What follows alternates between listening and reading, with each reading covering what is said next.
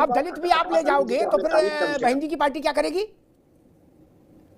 अब वो क्या करेगी हमारा चिंता का विषय। ठीक है जोशी जी, रुकना होगा। मैं ऋचा राजपूत के पास चलूं उससे पहले एक बात कहूं। जोशी जी कह रहे थे कि एक कैप्सूल कोर्स सोनू बहन जी ने लॉन्च किया, 47 दिन में जो अपरिपक्व हैं सब परिपक्व हो जाएं। ऋचा भी अभी नौजवान है सब लोग, तो मैं कहूंगा कि भाई तुम भी और अपनी पार्टी भाजपा में ऐसे और जो भी नौजवान हो साथी, उन सबको ऐसा कोर्स कराओ ताकि ये क्लेम कर सको कि हम भी वरिष्ठ हो गए।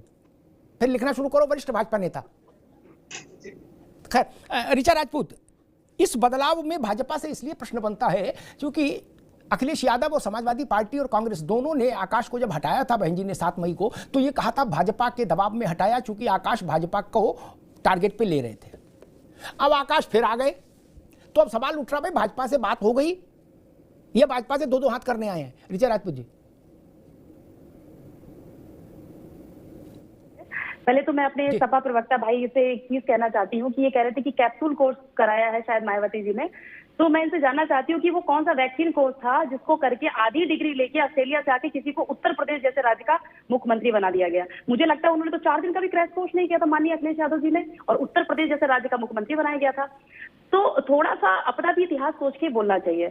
दूसरी चीज क्या है कि मुझे मायावती जी का जो ये फैसला लिया उन्होंने अपने आकाश आनंद जी के लिए, ये बहुत सराहनीय लगा।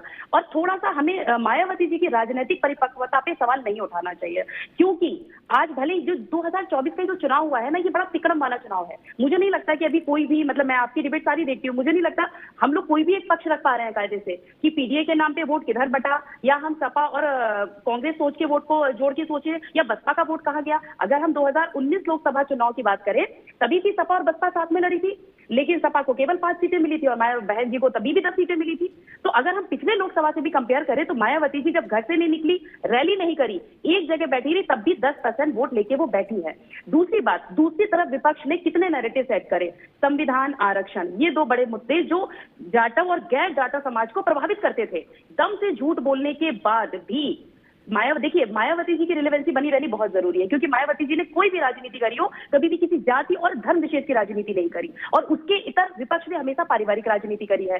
तो मुझे लगता है कि जो ये आपकी आज की डिबेट का लाइन है ना कि जमीन से आकाश तक, तो मायावती जी जो 1984 का सूरज थी जब काशीराम जी ने उनको राजनीतिक रूप से अपना उत्तराधिकारी बनाया, तो मुझे लगता है उस समय मायावती जी ने जिस तरीके से, जब एक बसपा से पहले हम लोग वामसेट के बारे में पढ़ते थे, जब वो दलितों के बीच में जाके उनका संगठन बना के चौराहे चौराहे में इकट्ठा करके जागरूक करके दलितों को इकट्ठा करी थी, तब वो नारा देती थी कि पहला चुनाव हारने के लिए लड़ो, दूसरा चुनाव पहचान बनाने के लिए लड़ो, और तीसरा चुनाव जीतने के लिए लड़ो। तो अगर मायावती जी भले ही 30 दिन 40 दिन, हम कह रहे हैं 10 दिन, अगर वो किसी भी चीज को सिखाकर अपनी पारिवारिक या मानिए कि राजनीतिक समझ को आगे लाना चाहती है, तो आकाश आनंद जी से बेहतर कोई चेहरा नहीं हो सकता, क्योंकि वो यूथ है, पढ़े लिखे हैं, अच्छा बोलते हैं, कल को वो लोगों के बीच में जाएंगे, तो मुझे लगता है कम से कम जो भी इनकी राजनीतिक समझ का समय रहेगा वो बहुत शानदार रहेंगे।